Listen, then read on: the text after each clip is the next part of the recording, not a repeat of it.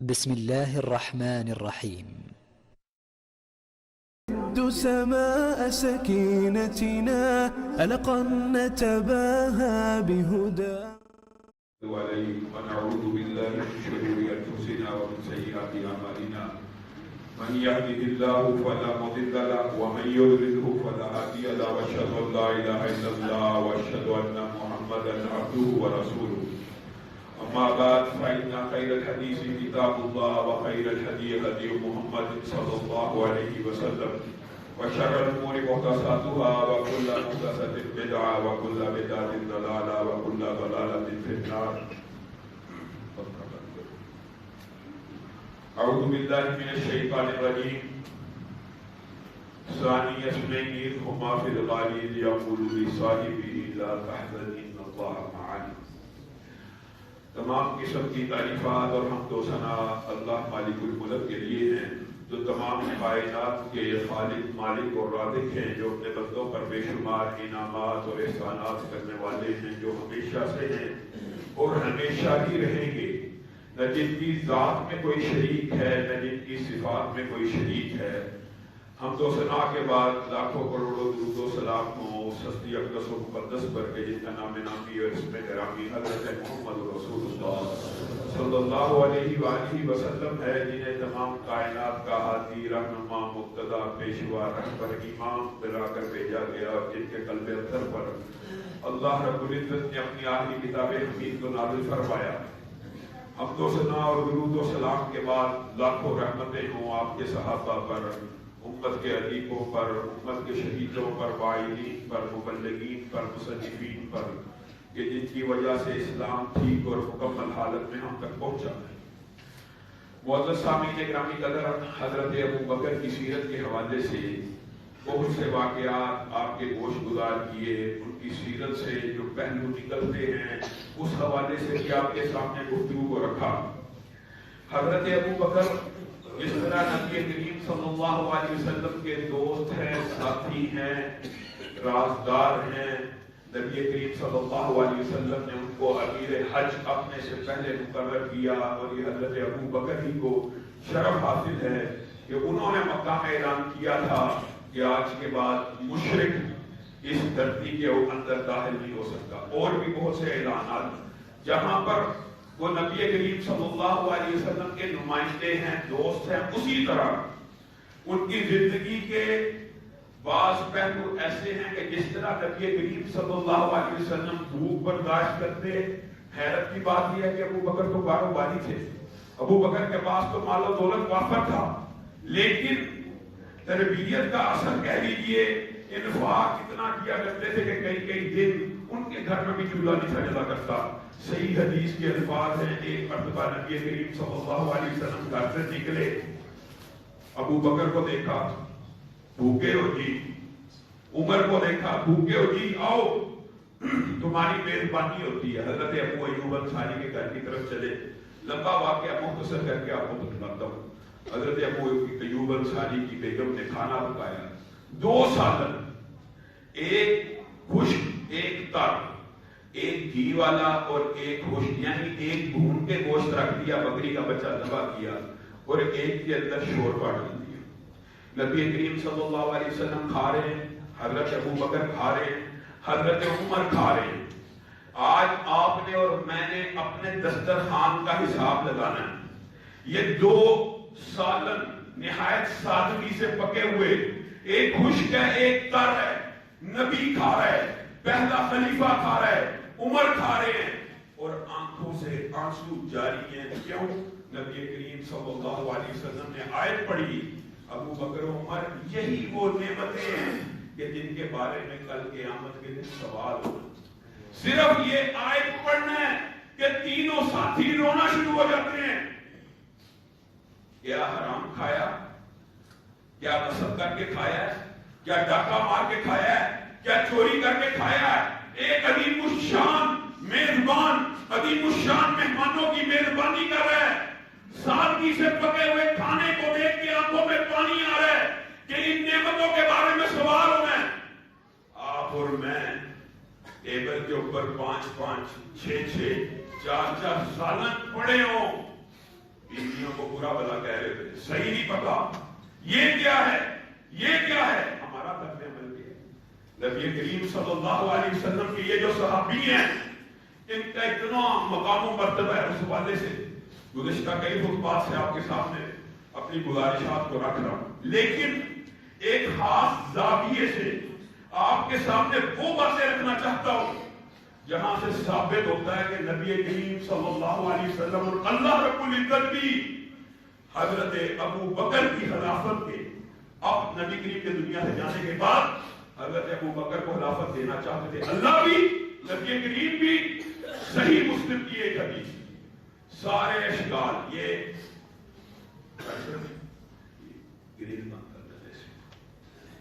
سارے اشکال ایک ہی روایت سے دور ہو جاتے ہیں. نبی کریم صلی اللہ علیہ وسلم نے حضرت عائشہ کو بیماری کی حالت میں وہ جو بڑی مشہور روایات ہیں آج اس کے بارے میں جو اشکال آتے ہیں وہ بھی سمجھ لیجیے. یہ جو ایک بڑی مشہور بات کی جاتی ہے کہ حضرت عمر نے اس وقت کاغذ پینسل نہیں تھی اگر دے دیتے تو نبی کریم صلی اللہ علیہ وسلم نے حضرت علی کی خلافت لکھنی تھی. اس کے بعد زندہ رہے کیا لکھی؟ نہیں لکھی. لکھنا کیا چاہتے تھے؟ صحیح مسلم میں یہ حدیث بھی موجود ہے کہ نبی کریم لکھنا کیا چاہتے تھے.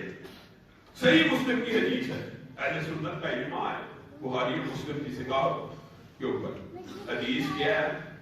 عائشہ لاؤ کاغذ اور قلم لے کے آؤ، میں تمہارے باپ کی خلافت لکھ دیتا ہوں کہ کل کوئی آنے والا یہ نہ کہے کہ ابو بکر خلافت کے مستحق نہیں ہے.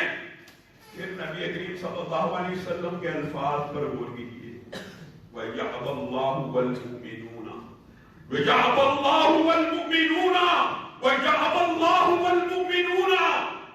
اللہ کی قسم اللہ بھی اور مومن بھی ابو بکر کی خلافت کے بغیر راضی نہیں ہوں گے. نبی کریم کہہ رہے ہیں اللہ بھی ابو بکر کو خلیفہ بنائے بغیر راضی نہیں ہوگا، اس لیے مجھے لکھنے کی ضرورت ہے.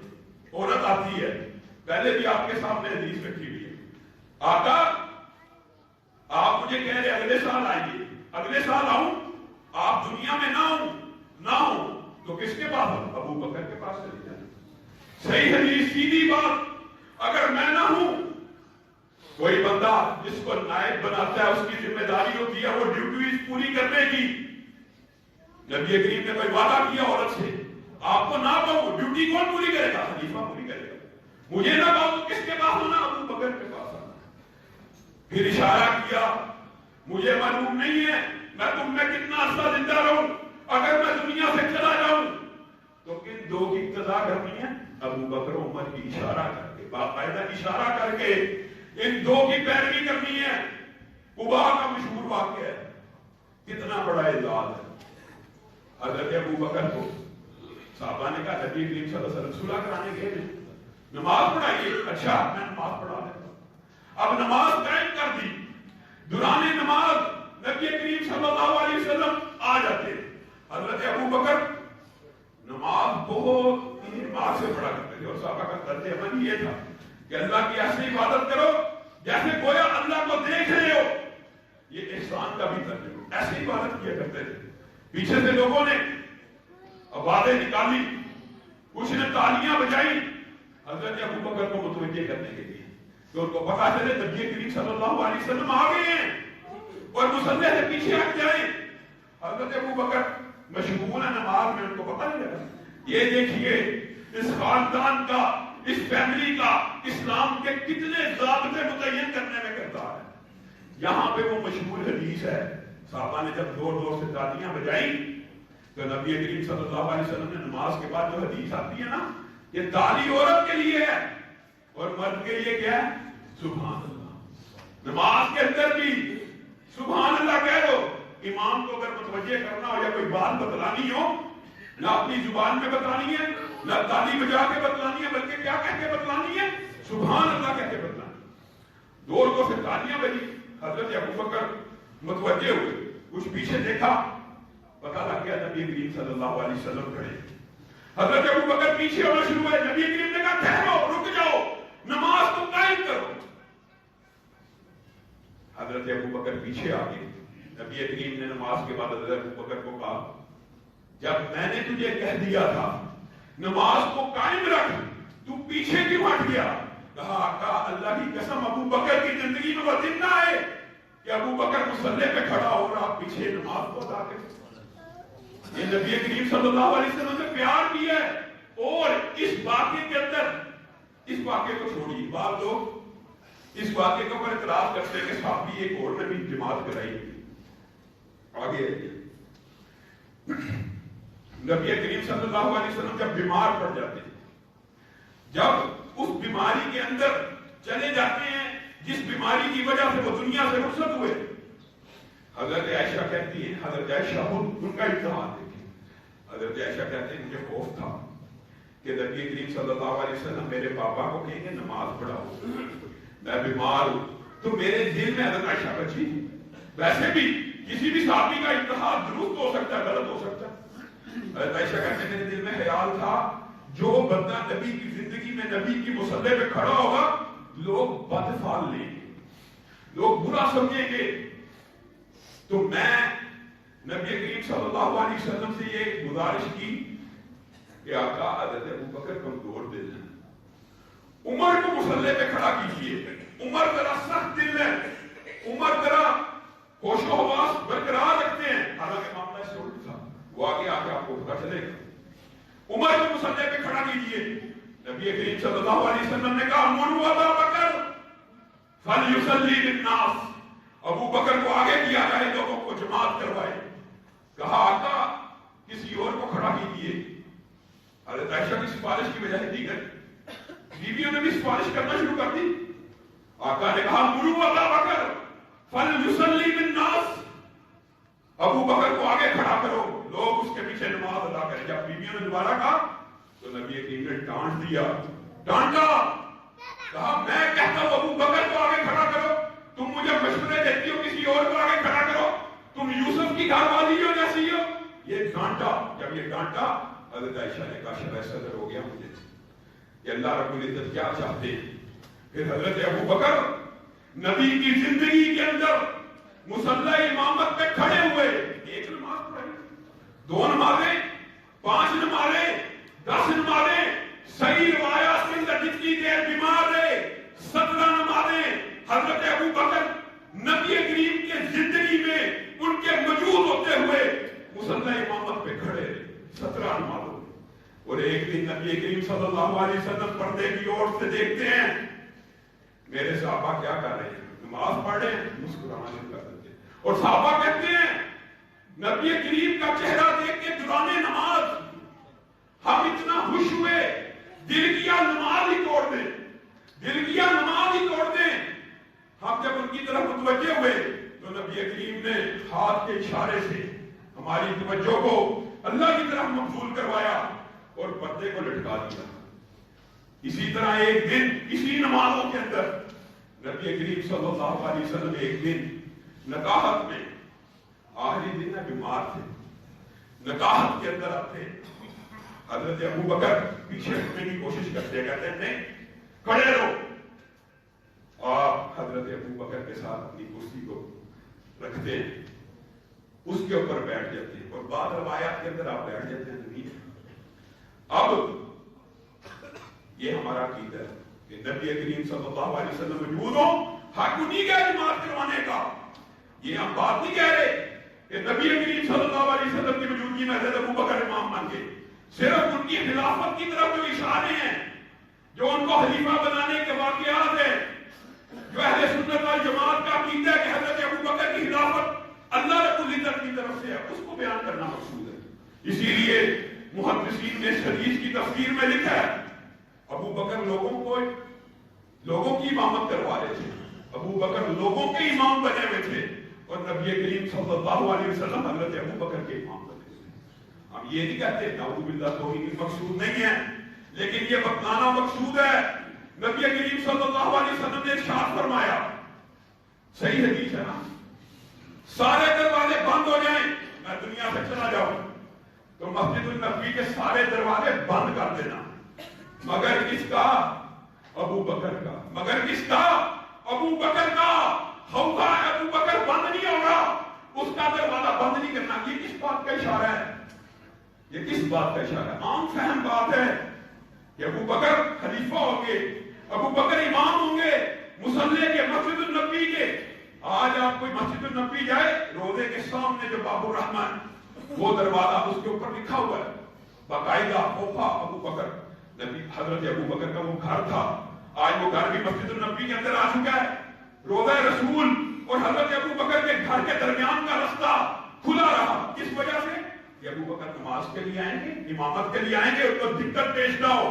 ساری مسجد کو کلوز کر دیا گیا نبی کریم صلی اللہ علیہ وسلم کی وصیت کے طور کے اوپر. اب آئیے, یہ تو وہ خلافت کے اشارے ہیں معروف مشہور, اور حضرت اور صحیح مسلم کی حدیث تو یاد کر لینے کے بعد وہ جو اشکال ہیں کہ حضرت علی کی لکھنے لگے تھے. بھائیو, اگر حضرت علی کی لکھنا مقصود ہوتا تو نبی کریم صلی اللہ علیہ وسلم اس دن کے بعد زندہ رہے. یہ اشکال, یہ وہم کیوں ڈالا جاتا ہے کہ اس دن لکھ دینا تھا, اس کے بعد فوت ہو گئے؟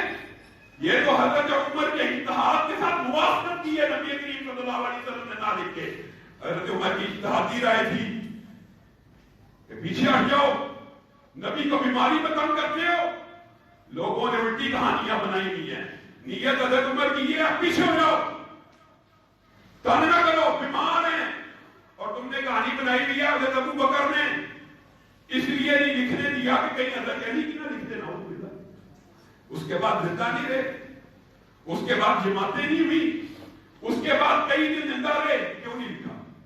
اور جو لکھنا تھا حضرت عائشہ کو بتلا کے گئی ہیں کہ میں یہ لکھنا چاہتا ہوں, پھر کہا اللہ اور مومن بھی ابو بکر کی خلافت کے بغیر اقراری نہیں ہوں. بات واضح کلیئر. اور جو کردار نبی کریم صلی اللہ علیہ وسلم کے دنیا سے چلے جانے کے بعد حضرت ابو بکر نے اس دن ادا کیا, اس دن امت کے اوپر جو احسانات حضرت ابو بکر کے اللہ کی قسم کسی ہے. نبی کریم صلی اللہ علیہ وسلم حالت بیماری میں لوگوں کو اکٹھا کر رہے ہیں. پتہ ہے حالت خراب ہے, اور انبیاء کی روحوں کو مالک الموت بھی ان کی اجازت سے قبض کرتا ہے. انبیاء سے اجازت دینی پڑتی ہے, بتلانا پڑتا ہے, ادھر ہوتا ہے آقا روح قبض کرنا چاہتا ہوں. وہ لمحات آتے ہیں. یہ لمحات اگر نبیوں پہ آنے ہیں تو آپ کی اور میری کیا حیثیت ہے؟ کام ہے صحابہ, دنیا میں کوئی باقی نہیں ہے. نبی کریم اس بیماری کی عالم میں جب پتہ ہے کہ میں دنیا سے جانے والا ہوں, دو عظیم روایات ہیں جو حضرت ابو بکر کی سیرت, ان کی فہم و فراست اور ان کے مرتبے کو ظاہر کرتی ہیں. ایک دن کہتے ہیں اللہ نے اپنے بندے کو اختیار دیا. یہ بیماری سے کچھ عرصہ قبل کیا, بیماری کی روایت بعد میں بتاتا ہوں. اللہ نے اپنے بندے کو اختیار دیا دنیا میں رہنا چاہے یا آخرت کی نعمتوں میں منتقل ہو جائے. بندے نے آخرت کو چنا. صحابہ سمجھے ایک واقعہ بتلایا جا رہا ہے, شاید بنی اسرائیل کا کوئی بندہ یا کوئی عام بندے کا واقعہ. واحد ابو بکر صحابہ کے مجمع میں بیٹھے تھے, رونا شروع کر دیتے, رو رہے ہیں. ایک عرصہ گزر گیا, نبی کریم جب دنیا سے چلے گئے تو حذیفہ کہتے ہیں اللہ کی قسم ابو بکر سے بڑا عالم کوئی نہیں تھا.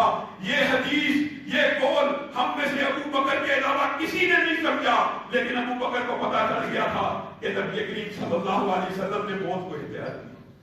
حضرت ابو بکر کی فہم و فراست یہ تھی, ان کو پتا چل گیا تھا کہ نبی کریم اب دنیا سے جانے والے ہیں, اور یہ نبی کریم اپنے بارے میں کہہ رہے ہیں. پھر بیماری کے دنوں میں لوگوں کو اکٹھا کیا بتلانے کے لیے, لوگوں سنو, اس امت کے اندر سب سے زیادہ اگر کسی بندے کے احسان, یہ لفظ بہت اہم, نبی سے بڑا امتی کے اوپر کوئی احسان نہیں کر سکتا. نبی کا احسان ہوتا ہے امت کے اوپر کہ ہدایت دیتا ہے, اللہ کا پتہ بتلاتا ہے, جو قبول کرتا ہے نبی اس کا محسن ہوتا ہے. آج نبی کریم کا احسان کیا ہمارے اوپر نہیں ہے؟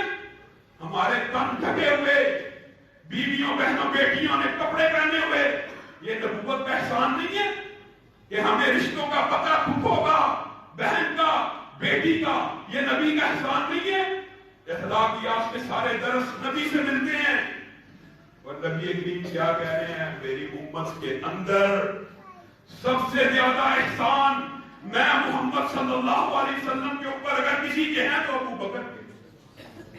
لوگوں کو کہہ رہے ہیں، لوگوں کو بتلا رہے ہیں، کس وجہ سے؟ تاکہ اس احسان کی لاج رکھی جائے، تاکہ اس احسان کی شرم کی جائے۔ تم نے اپنی زبانوں کو تلواریں بنایا ہوا ہے۔ نبی کریم کی سختی کے بارے میں کہہ رہے ہیں یہ میرا محسن ہے، سب سے زیادہ احسان اس کے ہوئے، میں نے دنیا کے ہر شخص کے احسان اتار دیے، لیکن ابو بکر کے احسانوں کا بدلہ نہیں دے سکتا۔ اگر خلیل بنانا ہوتا، اگر خلیل بنانا میری امت میں جائز ہوتا تو میں ابو بکر کو اپنا خلیل بنا دیتا۔ کیا بتلانا چاہتے ہیں؟ حضرت ابو بکر کی شان بیان کر رہے ہیں کہ نہیں؟ فوت ہو گئے، حضرت ابو بکر کو پتا چلا، گھوڑے پہ آئے، گھوڑے سے اترے۔ آج کوئی عام لیڈر فوت ہو جائے، ذرا غور کرے، علامہ شہید کی وفات شاید لوگوں کو یاد ہو، اہل توحید کے اوپر کس طرح بن کے وحشت بن کے گری، لوگ دارو کتار ہونا شروع ہو گئے، دھاڑے مار کے روتے تھے۔ وہ تو ایک لیڈر تھے، ایک خطے کے، ایک علاقے کے، جو کائنات کا امام ہو۔ جب وہ دنیا سے چلا جائے، وہ صحابہ جو ان کے وضو کے پانی کو زمین پہ نیچے گرنے دیتے، ان کے دلوں پہ کیا بیتی ہو؟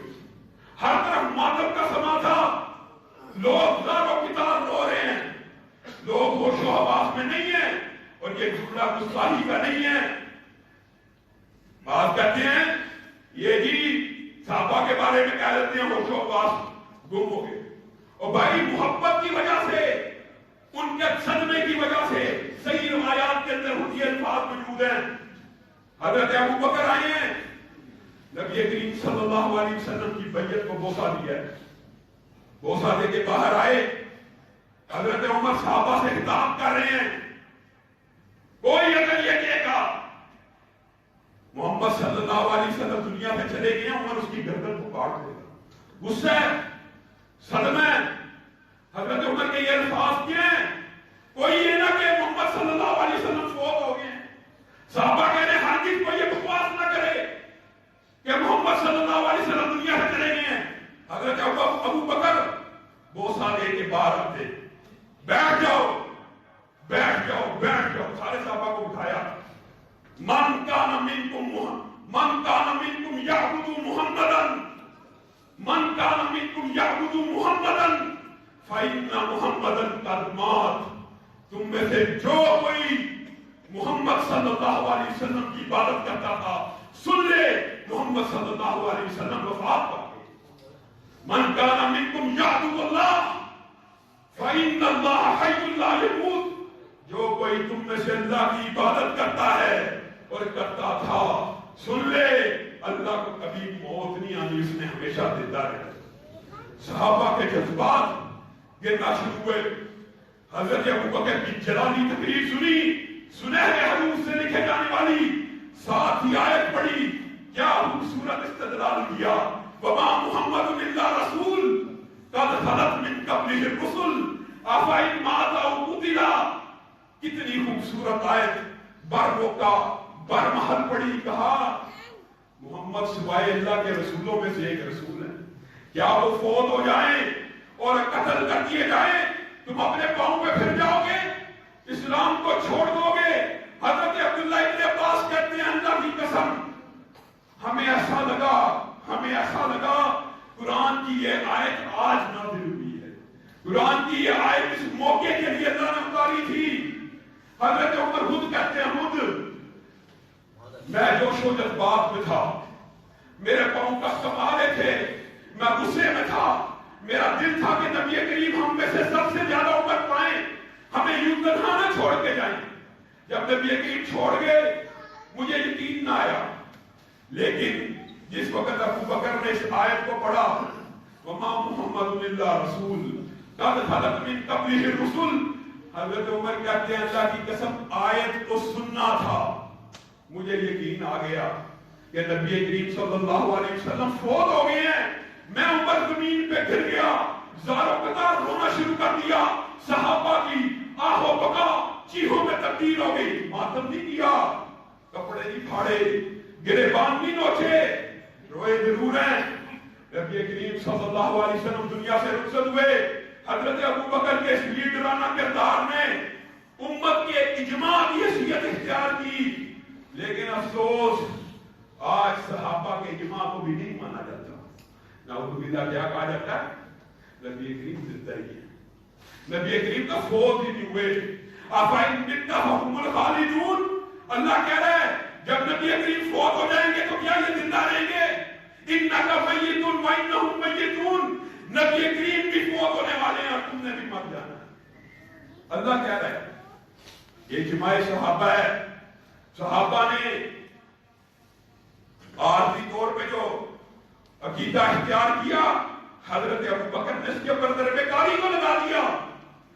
محمد صلی اللہ علیہ وسلم کی عبادت کرتے تھے, اگر ان کی عبادت کرتے تھے تو وہ تو فوت ہو چکے تھے. جب کرتے اللہ کی ہو تو اللہ نے تو فوت ہونا ہی کوئی نہیں, اللہ نے تو ہمیشہ رہنا ہے. عقیدہ یہ صحابہ کا ہے. اعتراض آج ہمارے پہ کیا جاتا ہے, ہمارے گریبانوں کو پکڑا جاتا ہے, یہ بھی بڑے گستاخ ہیں. نبی کریم صلی اللہ علیہ وسلم کو فوت مانتے ہیں, ہم مانتے ہیں. اللہ کہہ رہے ہیں, صحابہ کہہ رہے ہیں. حضرت ابوبکر اتنی عمدہ آیات اس وقت استدلال کے طور پر پڑھ کے آپ کو مجھے سمجھا رہے ہیں. پھر سب سے پہلے حضرت ابوبکر کو یہ اطلاع ملی. حضرت ابوبکر اس وقت تک خلیفہ نہیں تھے بنے ہوئے. خلافت کا جو جھوٹا پروپیگنڈا معاشرے کے اندر پھیلایا ہوا ہے, اس ایک روایت کو بھی سن لیجیے. اس روایت کو بیان کر کے انشاءاللہ اپنی بات کو ختم کروں گا. حضرت ابوبکر کو پتا چلا سقیفہ سادہ میں انصار جمع ہو رہے ہیں. انصار, حضرت ابوبکر خلیفہ نہیں ہے کہ جو ان کو آگے کوئی اطلاع دے ہرکارا پولیس والا. ویسے ہی اطلاع ہوئی کہ انصار مدینہ کے باہر ایک باغ ہے, وہاں پہ جمع ہو رہے ہیں, اس لیے تاکہ اپنا نیا امیر چن لیں, خلیفہ بنا لیا جائے. نبی کریم صلی اللہ علیہ وسلم کی وفات کے بعد حضرت عمر خود کہتے ہیں جب مجھے یقین آ گیا کہ نبی کریم دنیا سے چلے گئے ہیں, سب سے بڑا خطرہ مجھے یہ محسوس ہوا کہ ہمیں فی الفور خلافت کا اعلان کرنا چاہیے, کسی بھی خلیفہ کا اعلان کرنا چاہیے. کہیں ایسا نہ ہو کہ کوئی اپنا خلیفہ بنا لے, کوئی اپنا بنا لے اور آپس میں قتال و جدال شروع ہو جائے, زمانہ جاہلیت کا تعصب ابھر آئے. تو میں اور ابوبکر فوراً سقیفہ بنی سعدہ میں پہنچتے ہیں. ابو عبیدہ بن جراح بھی ساتھ, یہ تینوں اطلاع ملی انصار موجود ہیں. وہاں پہ انصار کا ہجوم لگا ہوا. سعد بن عبادہ اس دن بیمار تھے, چادر اوڑھے ہوئے زمین پہ بیٹھے ہوئے. ان کا خطیب کھڑا ہے. حضرت ابوبکر نے کہا کس لیے اکٹھے ہوئے ہو؟ کہا ہم انصار ہیں, نبی کریم نے ہمیں انصاری کہا. طویل تقریر ہے, خلاصہ بیان کرتا ہوں. ہم نے اسلام کی مدد کی, ہم نے مہاجروں کو بھائی بنایا. تمہارے پاس گھر نہیں تھا, گھر دیا. کاروبار نہیں تھا, کاروبار دیا. تم مہاجرین کی ایک قلیل جماعت ہو, انگلیوں پہ گنی جا سکتی ہے. ہم انصار ہیں, ہمارا لاؤ لشکر ہے, ہمارے بڑے قبیلے ہیں. ہم چاہتے ہیں کہ سعد بن عبادہ کو اپنا امیر مقرر کیا جائے اور مسلمانوں کا خلیفہ بنا دیا جائے. حضرت عمر کہتے ہیں ان کی گفتگو سننا تھی, میرے دماغ میں جو جو باتیں آتی گئی میں چاہتا تھا میں جواب دوں. حضرت ابوبکر نے کہا بیٹھ جاؤ, خاموش ہو جاؤ, میں جواب دوں گا. حضرت عمر کہتے ہیں اللہ کی قسم ابوبکر نے وہ جواب دیے جو میں سوچ رہا تھا. اور آخر میں کیا کہا, انصاریوں تمہاری بہت قربانی ہے, اس قربانیوں سے انکار نہیں ہے, لیکن تمہارے اور میرے نبی نے کہا تھا امام خلیفہ خلافت قریش میں رہے. کہتے یہ لفظ کا ادا ہونا تھا, صرف یہ صحابہ کا طرز عمل یہ تھا. حضرت ابوبکر نے آخر میں سارے اشکالات کا جواب دے کے جب یہ کہا ائمۃ من القریش, امام قریشیوں میں سے ہوگا, خلیفہ قریشی ہوگا, قریش کا خاندان عرب کے اندر حسب و نسب کے لحاظ سے انصاریوں بلند ہے, اسی لیے نبی کریم نے کہا تھا خلافت قریش میں جائے گی. کہتے ہیں انصاری ایک دم اطاعت میں آئے, لیکن ایک انصاری کھڑا ہوا, اس نے کہا میں ایک تدبیر نہ بتاؤں؟ میں نے کہا کیا تدبیر ہے؟ کہا ایک خلیفہ انصار میں سے بنا لیتے ہیں، ایک خلیفہ قریش میں سے بنا لیتے ہیں، کچھ عرصہ وہ خلافت کرے، کچھ عرصہ میں خلافت کرواؤں۔ یوں کیے۔ یہاں پر بہت سے لوگ یہ بات کرتے ہیں نعوذ باللہ حضرت عمر کے اوپر کہ حضرت عمر نے ابو بکر کو کہا، پہلا واقعہ حذف کر کے نا اگلے واقعے کی طرف، حضرت عمر نے ابو بکر کو کہا کہ میں ابو بکر کے ہاتھ کے اوپر بیعت کرتا ہوں۔ ابو بکر کو حضرت عمر نے خلیفہ کے طور پہ انصار کے سامنے پیش کیا۔ اللہ کی قسم یہ بڑا جھوٹ ہے۔ یہ دوسری بات سب سے پہلے یاد کر لیجئے، حضرت ابو بکر کی خلافت کی انٹینشن اور ارادہ کیا ہے یہ بھی سن لیجئے۔ حضرت ابو بکر نے کہا، حضرت ابو بکر نے، یہ عمر ہے اور یہ ابو عبیدہ ابن جراح ہیں۔ حضرت ابو بکر نے انصاریوں کو خطاب کرتے ہوئے کہا یہ دونوں قریش میں سے ہیں، تم میں سے ان دونوں میں سے جو چاہے تم ان کو اختیار کر۔ حضرت ابو بکر نے اپنے آپ کو پیش نہیں کیا۔ کس کو پیش کیا؟ حضرت عمر کو اور ابو عبیدہ ابن جراح کو پیش کیا۔ یہ دونوں قریشی ہیں، ان میں سے کسی کو خلیفہ بنا لو انصاریوں۔ حضرت عمر نے کہا اللہ کی قسم میں مر جاتا۔ یہ اگلی بات ہے، یہ حضرت عمر خود بیان کر رہے ہیں۔ کہتا ہے جب ابو بکر نے یہ کہا نا کہ عمر اور ابو عبیدہ میں سے کسی کو چن لو، تو حضرت عمر کہتے ہیں اللہ کی قسم وہ دن میری زندگی کا آخری دن ہوتا، میری زندگی میں یہ خواہش تھی کہ عمر ابو بکر کی زندگی میں کبھی امیر بن جائے، عمر ابو بکر کی زندگی میں کبھی مصلی امامت میں کھڑا ہو جائے۔ کہتا ہے یہ سننا تھا۔ میں اٹھا، میں نے کہا ابو بکر اپنے ہاتھوں کو آگے کیجیے۔ حضرت ابو بکر نے اپنے ہاتھوں کو آگے کیا اور کہا میں عمر سب سے پہلے اس ابو بکر کے ہاتھ کے اوپر بیعت کو کرتا ہوں۔ کہتے ہیں ابھی میں نے یہ عمل کیا تھا، ابو عبیدہ اٹھے، ابو بکر کے ہاتھ پہ ہاتھ رکھا۔ انصار جو چند لمحے پہلے غصے میں تھے، جو اپنے آپ کو خلیفہ بنانا چاہتے تھے سعد بن عبادہ کو، جب میں نے ابو بکر کے ہاتھ پہ ہاتھ رکھا سارے انصاری کھڑے ہو۔ کہا ابو بکر تو ہی ہمارا خلیفہ ہے۔ سقیفہ بنی سعدہ میں سب سے پہلی بیعت حضرت ابو بکر کی خلافت کے اوپر ہوئی، اور کس نے کر لی؟ سعد بن عبادہ۔ کون ہے؟ جو خلیفہ بننا چاہتے تھے۔ نبی کریم صلی اللہ علیہ وسلم کے وفات کے بعد خلافت کا کلیم، خلافت کا اعلان، خلافت کی خواہش صرف ایک بندے نے کی تھی، اس کا نام کیا تھا؟ سعد بن عبادہ۔ تم کہتے ہو حضرت علی بننا چاہتے تھے، حضرت علی کا تو ذکر ہی کوئی نہیں۔ تم کہتے ہو حضرت علی خلیفہ تھے، کہاں پہ ان کا کردار؟ نعوذ باللہ ان کی توحید مقصود نہیں ہے، لیکن انہوں نے اپنا خلیفہ ہونا خود کلیم نہیں کیا۔ کلیم سعد بن عبادہ کر رہے ہیں۔ حضرت ابو بکر نے خود اپنے آپ کو خلیفہ کے طور پہ پیش نہیں کیا۔ کس کو پیش کیا؟ یہ بات یاد رکھیں، عمر کو پیش کیا، ابو عبیدہ ابن جراح کو پیش کیا، اور پھر اگلے دن حضرت ابو بکر کی جو بیعت ہوئی، انشاءاللہ اس کے حوالے سے گفتگو کو جاری رکھیں گے۔ آخر دعوانا ان الحمدللہ رب العالمین۔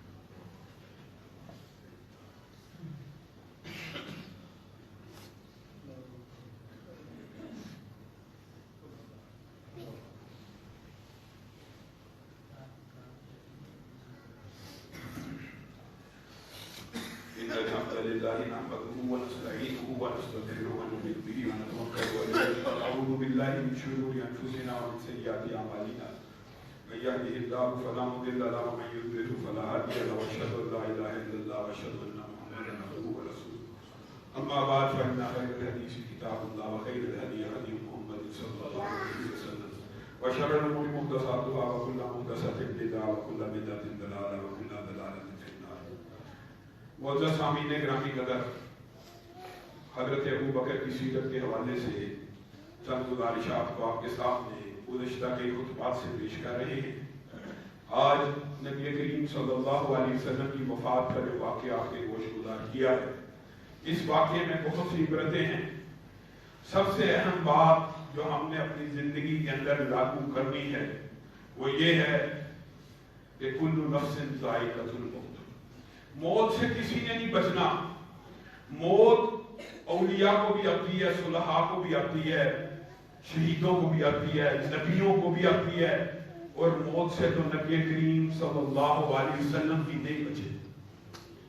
اگر نبی کریم صلی اللہ علیہ وسلم دنیا میں نہیں رہے، دنیا کی زندگی ختم ہو گئی، تو آپ نے اور میں نے بھی زندہ نہیں رہنا. کیسے ہو سکتا ہے؟ آج 1400 برس گزر گئے ہیں، آپ کو 1400 برس پہلے کا کوئی بندہ زندہ نظر آتا ہے یا دنیا میں موجود ہے؟ یہ فلسفہ اگر ہم سمجھ لیں تو اللہ رب العزت ہماری زندگیوں کے اندر انقلابی قسم کی تبدیلی پیدا کر سکتا ہے. اصل زندگی آخرت کی زندگی ہے. حقیقی زندگی موت کے بعد کی زندگی ہے، اور موت کے بعد کی زندگی کا اس دنیا کے ساتھ کوئی تعلق نہیں. اس زندگی کو اللہ رب العزت نے برزخ کی زندگی کہا ہے، اور برزخ کی زندگی کا مطلب ہی یہ ہے کہ تم اس کا شعور نہیں رکھتے، اور دنیا سے چلے جانے والے اگر دنیا میں واپس آ سکتے یا اس دنیا سے تعلق رکھ سکتے تو اللہ رب العزت کو اتنے لاکھوں نبی پیدا کرنے کی ضرورت نہیں تھی.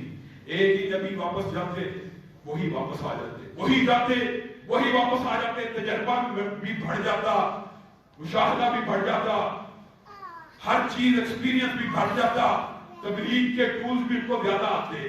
لیکن جو دنیا سے چلا جائے معجزے کے علاوہ اللہ رب العزت اس کو کبھی دنیا میں واپس نہیں کرتا. حتیٰ کہ سورۃ یاسین کا جو شہید ہے وہ اللہ کے سامنے بارہا کہہ رہا ہے یا لیت قومی یعلمون.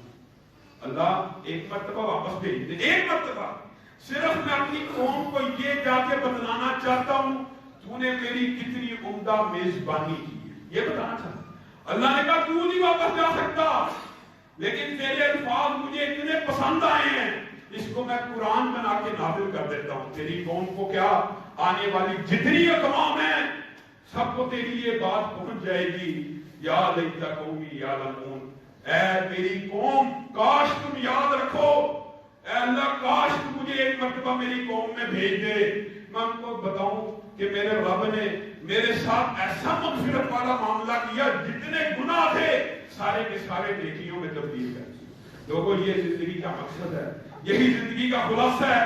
موت سب کو آ جانی ہے، مرنے کے بعد کی تیاری کرنا، اصل میں اس دنیا میں رہتے ہوئے اس دنیا کے اندر موجود مواقع کو استعمال کرتے ہوئے اپنی آخرت بنانی ہے. یہی زندگی کا مقصد ہے، یہی زندگی کا فلسفہ ہے. ایک نہایت اہم اعلان ہے، انشاءاللہ آج شیخ الحدیث شیخ التفسیر حضرت مولانا عبدالغفار رحمان صاحب مغرب کے بعد فوراً بعد، مغرب کی نماز کے فوراً بعد ان کا تربیتی و اصلاحی پروگرام ہوگا. گزشتہ جمعے بھی آپ لوگوں سے کہا تھا یہ وہ علماء ہیں جو خوش نصیب کی اللہ کی قسم کہ ہمارے اثر میں موجود ہیں. جب یہ لوگ دنیا سے چلے جائیں گے تب ہم یہ خواہش کیا کریں گے کاش ہم نے ان کی زیارت کی ہوتی. یہ ان بقیت السلف علماء میں سے ہیں جن کی زیارت کرنے لوگ دور دور کا سفر کرتے ہیں. وہ آپ کی مسجد میں آئے اور آپ لوگ خود موجود نہ ہو، اس سے زیادہ بڑی بدقسمتی اور بد نصیبی کی بات نہیں ہو سکتی. تو سب ساتھی جو انتہائی ضروری کام ہے اس کی بات نہیں کرتا، باقی سب ساتھی ان کا درس سننے کے لیے آئیں. سبحان ربک رب العزت عما یصفون وسلام علی المرسلین والحمد للہ رب العالمین.